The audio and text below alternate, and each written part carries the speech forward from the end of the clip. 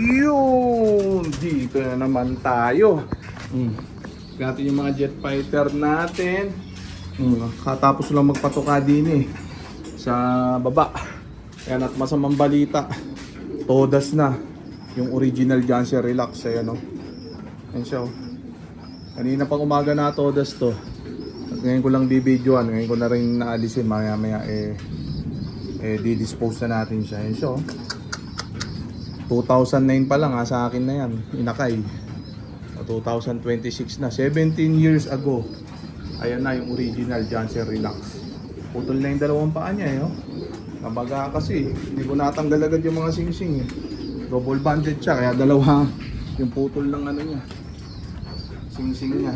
Ayan siya The original Janssen Relax. Todas. Ayan siya na maalam na. Sulit na servisyo nito. Inayahan ko siyang kusama todas dito sa ating baratang kulungan. Kaya na muna natin siya dyan. Check naman natin yung mga jet fighter natin. Ito yung paboritong chicha nila. Alagang pagod mix. Parang medyo makulimliman tong camera trick natin. Punasan ko muna. Ayan. Medyo luminaw na ba? Ayan, pwede niyan. Nakit na muna tayo dire. Check natin tong mga are. Ayan, hirap ng walang camera tricks. Stay cameraman. Ayan. Oh, nagpitikan. Barata. Ayan. At pasensya na, magulo yung camera. Solo flight lang kasi ako din lagi. Ayan. Nilinis ko na rin tong natin kasi inabot ng ulan. Itong sahig na hardiplex tuyo na. Kinayas ko lang, nahanginan, tuyo na. Walang amoy. Di ba? Nagpitikan yung jet fighter at tabasa to. Binuhusan ko ng panubigan. Medyo tuyo na. Pwede na siguro lagay ko na dire. Prepare na natin yung alagang pagod mix. Yan, with racer mix. Ni Wingmaster, baka naman nagkakalimutan. Wingmaster. Check natin. Dalawa. Last ball. Tatlo. Na natin konti. Yan. Paubos natin yan pagbaba nila. Lipad na kanina yung mga yan. Dumapo. Pinalipad ko habang umuulan. Nag-raging naman. Kaso 15 minutos lang bumalik. Yan, sagdapo na din ngayon pumitik uli. 4:45 na, mag-alas 5 na. Ayan habang naglilinis ako pinaronda ko sila sa ulanan. Woo! Grabing yan. Makulimliman tong camera trick ko Punasan ko uli. Ayan. Blurry. Yan. Yan. Nangyari.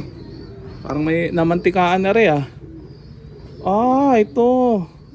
Itong isa, ayan parang na-blur nga Check natin Blur Habang wala pa yung mga jet fighter natin, pwede na nga yan. Ayan madilim alas 5 pa lang. Alas 5 pa lang pero ubod na ng dilim. Ang problema, nag-raging na naman ata. Namahinga lang sila tapos nag-raging na. Basang-basa din sa tambayan natin Ang lakas ng ulan kanina abot dito sa loob Yung angge. Lakas yung hangin kaya naabot yun. Yung kulungan natin. Ayan nawala na yung mga jet fighter natin. Nag-raging na naman. Naantayin natin yung mga yan.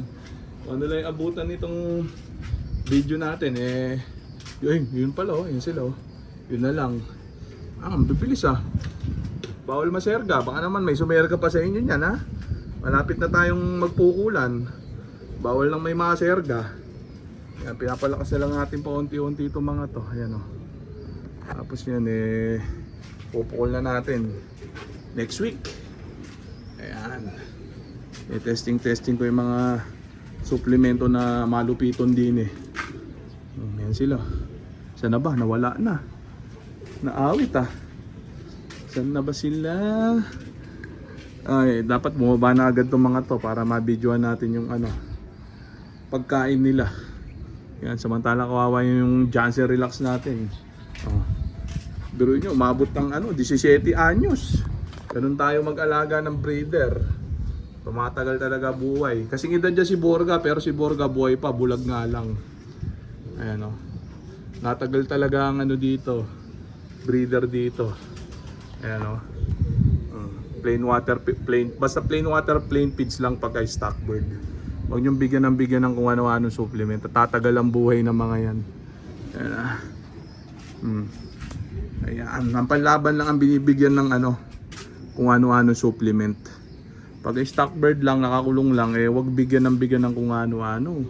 Hindi nila kailangan nun. Kailangan nila plain water at plain feeds lang. Mga jet fighter natin.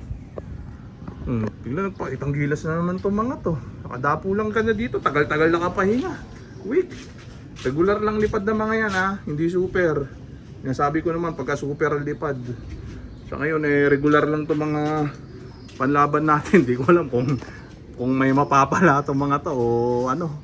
Yung super nga gumugulong pa. Yung gantong mga regular pa kaya. Ayan o. Ayan natin. Ayan. Siyempre sasabihin ng iba dyan. Sabihin, magpipik yan sa derby. Hanep. Di ba? Hindi, tropa dapat para sa akin ng ibon. Nakapik yan mula umpisa hanggang dulo. Ganun dapat. Nasa gamot yan. Nasa supplement yan na ginagamit. Appetite booster. Tapos performance enhancer. Kailangan gumagana talaga yung mga supplemento mong gamit. Importante yun. Ayan o. Doon lang pwede mag-pick ang mga ibon. Pero sabi yung plain water lang, plain feeds, ako malabo yung ganun. Ayan, hindi ako pabor sa ganun. At sinubukan ko na noon yun. Plain water simulat sa pool, sa derby magagamot. Ewan ko sa iba, ang young sila.